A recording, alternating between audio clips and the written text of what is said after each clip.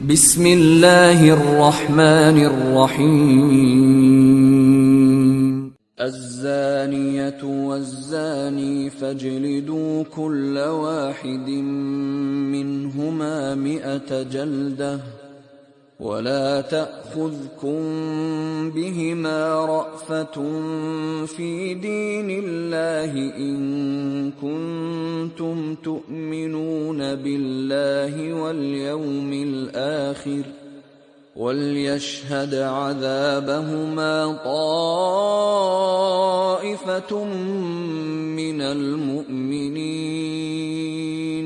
अस्सलामु अलैकुम वरहमतुल्लाहि वबरकातुहू। मैं आपका दीनी भाई इदरीस रिजवी और आप देख रहे हैं हॉली बुक्स।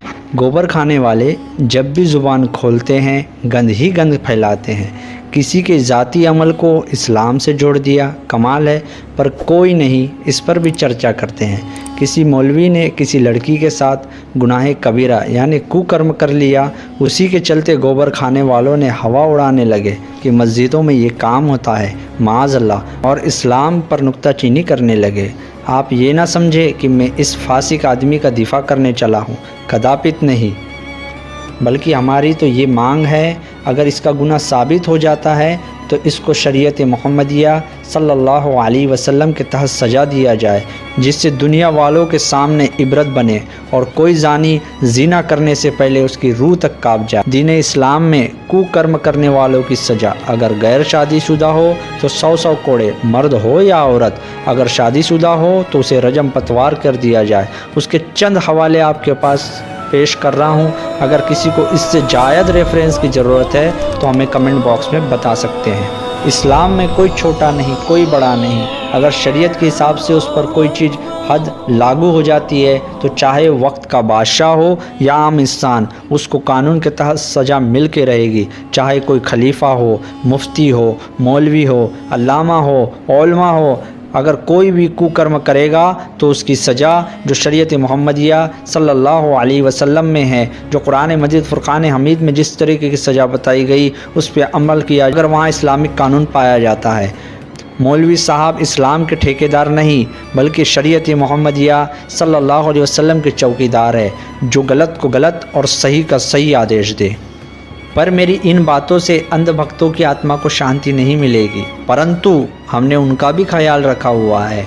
उनकी आत्मा की शांति के लिए भी हमने कार्यक्रम बना रखा है। और सुनिए, जिसके घर शीशे के होते हैं वो दूसरों के घर पे पत्थर नहीं मारा करते।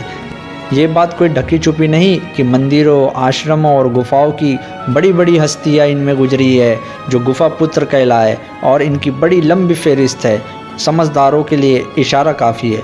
चलो आपके महर्षि दयानंद सरस्वती की बातों और उनकी ज्ञान की चर्चा करते हैं। स्वामी जी भागवत को भड़वा और मंदिरों को अड्डा कहते थे।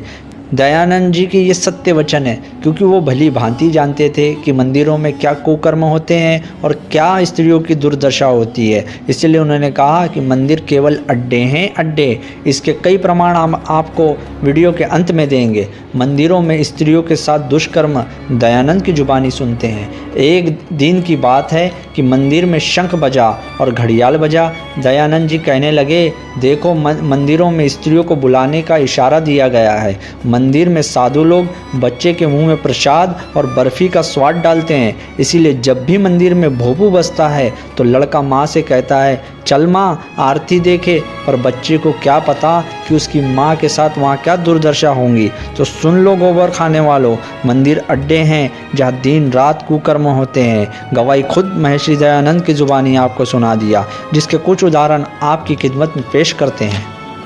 युवती हस्बैंड के साथ झगड़ा किया और तपस्वी के पास चले गई। उसके हाथ पांव दबाया और तपस्वी ने उसके खाने या किसी चीज़ में भांग मिलाकर उसके साथ गैंग रेप किया। मंदिर में महापाप पुजारी का बेटा प्रेम जाल में 6 साल तक एक युवती को फंसाकर उसके साथ रेप करता रहा। 50 साल की स्त्री के साथ मंदिरों में रेप हुआ। मंदिर में मंगेतर के संग दर्शन करने गई युवती और उसके साथ गैंग रेप। 40 साल की विधवा के साथ मंदिर में गैंग रेप। पुजारी मुख्य आरोपी गैंग रेप में। जानवरों तक के नहीं छोड़ा, क्योंकि जानवरों के साथ सेक्स करने में कोई भी गुनाह नहीं है। इसके ऊपर मैं कई वीडियो बना चुका हूँ, तमाम का तमाम लिंक आपको डिस्क्रिप्शन बॉक्स में मिल जाएगा। कुतियों के साथ रेप, भैंस के साथ रेप, घोड़ों के साथ अपनी स्त्रियों को सुलाने वाले, तो अब मुझे लगता है कि इनकी आत्माओं को शांति मिल ही जाएगी।